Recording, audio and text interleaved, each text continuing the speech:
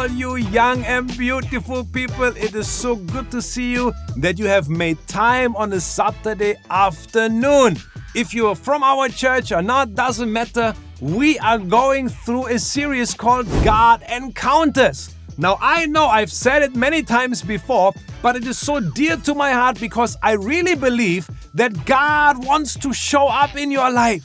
Not only in people's life who are religious or who go to church all the time or who have it all figured out. I believe God wants to show up in your life and He wants you to encounter Him personally. Now, we talked about Adam and Eve. We talked about Noah. Then we talked about Abraham. Today we're going to talk about the grandsons of Abraham. And that is Jacob and Esau. And that is found in Genesis chapter 25 onwards. Now, I don't want to be too presumptuous, but if you have been part of a church for a few years, or maybe you even grew up with a Sunday school, I am sure that you're familiar with the life of Jacob and Esau, right? The two brothers who were always in competition, always trying to outdo each other. Jacob was more of the one who would stay at home, would be the cooking. He was very close to his mom, Rebecca. Whereas on the other hand, you had Esau. And Esau, he was the outdoor type. He was outdoor hunting. He was active and he was the sweaty type, the hairy type. Okay? So totally opposites. But they were always like trying to compete with each other. Now, when Isaac was older, he said, you know what, Esau, you are my firstborn. Go out and get ready because I will pronounce the blessing of the firstborn child upon your life, which is rightfully yours. Now Jacob and the mother heard that and they came up with a plan. You know what? You will go in to your father. He's old. He can barely see anymore. And you pretend to be Esau and he will bless you instead. And that's what they did. So they went in, they lied to Isaac, the father, and cheated him to bless him instead of Esau.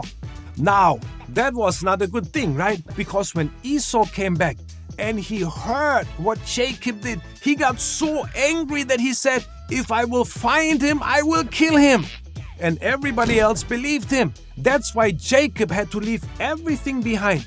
His mother, his father, his family, his friends, everything that he knew, and he had to run away to a faraway country where they had relatives.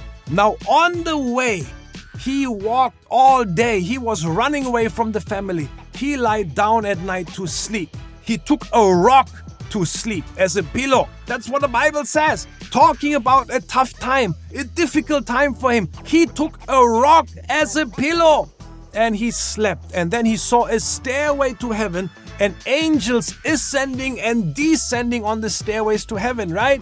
And then God shows up and speaks to him. Imagine that. In the middle of him having just cheated the father and the brother of his biggest mistake in life, God shows up and speaks to him, talking about a God encounter. Now see, all the other previous ones we talked about, they all also made mistakes, right? And God still showed up in their life. And I want you to know that God is that kind of God, that even when we mess up, and the question is only when, God still wants to show up in your life. So take that practically for your life and say, God, I have made a mess. I don't understand what's going on. I don't understand how I can go through this or how you could show up. But in your word, you showed up with people who made mistakes. So let yourself show up in my life in that kind of way. And I can guarantee you that God will show up in your life. Now there's three things that we can really learn from the life of Jacob. The first one is that Jacob was ambitious. He was ambitious. Just look at what Genesis 25 verse 29 through 31 says. Once when Jacob was cooking some stew, Esau came in from the open country famished. He said to Jacob, quick, let me have some of that red stew. I am famished. Jacob replied, first sell me your birthright. Now see, this shows us how ambitious Jacob was. Now here's the thing. I don't believe ambition is wrong. If anything, it is a good thing. Because if you don't have ambition, that means you don't have goals in life. If you don't have goals in life, you will never try to accomplish something. And then it will be true, you will not accomplish much. But if we have an ambition, if we have a goal that we set for ourselves, we have something to strive for. And that is good. Now, what is your ambition? What is something that you want to see in your life? Do you want to get better results in school? Go for it. Do you want to become the best in your class? I believe you can. Do you want to become the best in your school? Hey, if you put your heart and mind to it, I believe you can. What do you want to do in the future? Do you want to become a biologist, a chemist, a physicist, or maybe a CEO of a huge company? I believe if you put your heart to it, you can accomplish it. So ambition is a good thing. But for Jacob, the ambition was unchecked. And that led him to the second point that I'm going to talk about, is that he made a mistake. He cheated. See, he cheated to get what he wanted. Just look what Genesis 27 verse 18 through 19 says. He went to his father and said, "My father." "Yes, my son," he answered. "Who is it?" Jacob said to his father, "I am Esau, your firstborn. I have done as you told me. Please sit up and eat some of my game so that you may give me your blessing." See, now here it is straight out. He was ambitious, which is a good thing. He said, "I am not happy with where I am. I want the blessing of God on my life." A good thing. But then he went to the father and he lied to him straight out. Said, "Father," even though it was Jacob, "Father, it is me, Esau." He was lying so that the father would give him the blessing that was actually reserved for the brother Esau. He was lying to get what he wanted. Now that is what ambition looks like if it goes unchecked. If ambition has no boundaries, it will end up in something ugly. So we have to make sure that we are ambitious, that we have goals, but that we apply the laws of God on our life, that we are people of character, people of integrity, so that we will pursue our dreams, pursue our goals, but that we always keep God in our mind. Always try to live a good and holy life. Now, of course, it means we will not be perfect. We will make mistakes, but we will always let God come in to correct our character, correct who we are, so that at the end of the day, our ambition can actually lead into something beautiful, and not like in Jacob's life to something disastrous, where he had to run away from his family. Now, just as an example here, let's just take a simple equation, okay? If you have done it in school already, it will be easy for you. Let's say we say the equation is 2x plus 10 equals to 20, right? Now you know, if you have done it before, of course, in order to get rid of the 10 here in the middle, we have to bring it to the other side. So we minus 10. That will leave us with 2x equals to 10. And how do I get rid of the 2 in front of the x? Is by dividing everything divided by 2, right? So what you are left with is x equals to 5. And that is right. See, now you have solved the equation correctly. Now, let's say we take the same equation again and then we make a mistake. Now, of course, in your life, you would never purposefully make a mistake, but let's just see what happens if you make a mistake early on. So we take the equation again. 2x plus 10 equals to 20, right? Now what do you have to do? Actually, you have to bring the 10 over, but instead of minus, this time you say mistake, you say plus 10. What does it leave you? 2x equals to 30. How do you get rid of the 2 in front of the x? Divide by 2. So what is the result? X equals to 15.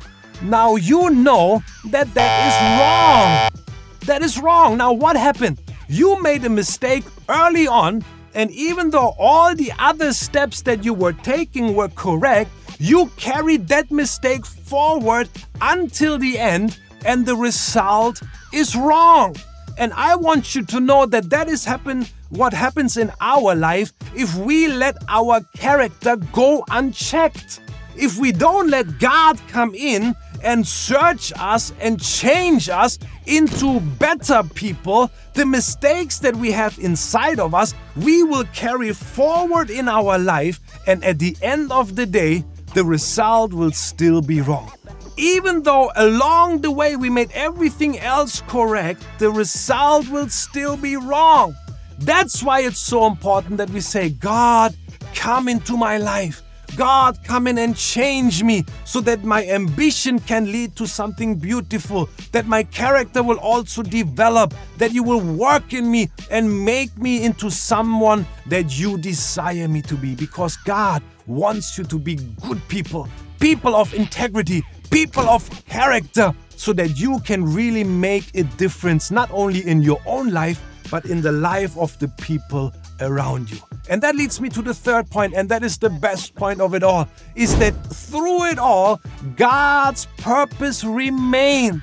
Even though Jacob made the biggest mistake in his life, God's purpose still remained.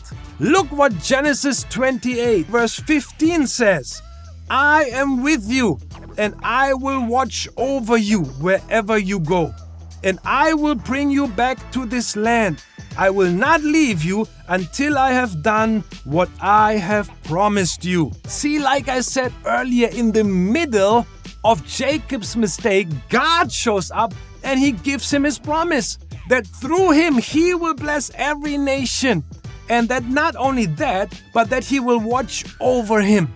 And I want you to know, just think about how Jacob must have felt. He had the purpose of God in his life. And he was walking around, and then it must have felt, I made this huge mistake. Now I am running away from my family. And the purpose must have felt it's like dimming. But then God comes in and says, no, I will bring it back to life. Your purpose still remains. Your purpose is still on your life. And that is true for your life as well. And not only that, God said, I will watch over you. So no matter what comes against you, I will protect you. No matter what is coming against you, no matter what kind of sin wants to come in, I will protect you and I will watch over you. I will protect you, and that is true for your life. If you are in a situation where you are tempted to do something wrong, let God watch over you. Say, God, help me that I don't have to do this mistake. And the mistake, the temptation that might come, boom, God can protect you. Or I am tempted to cheat on my test. No, boom, I will not do it. God, you will help me. Or I am now tempted to tell a lie to get out of trouble. Boom, no, God, you will watch over me. You will help me tell the truth no matter what. I can expect God to be involved in my life, to watch over me, to protect me, so that my ambition and my character can change into something good. And then God can watch over me and bring out the full blessing that He has. And I want you to know that that is what God wants to do in your life. The purpose of God remains regardless. If we make mistakes, or should I say when we make mistakes, the purpose of God remains.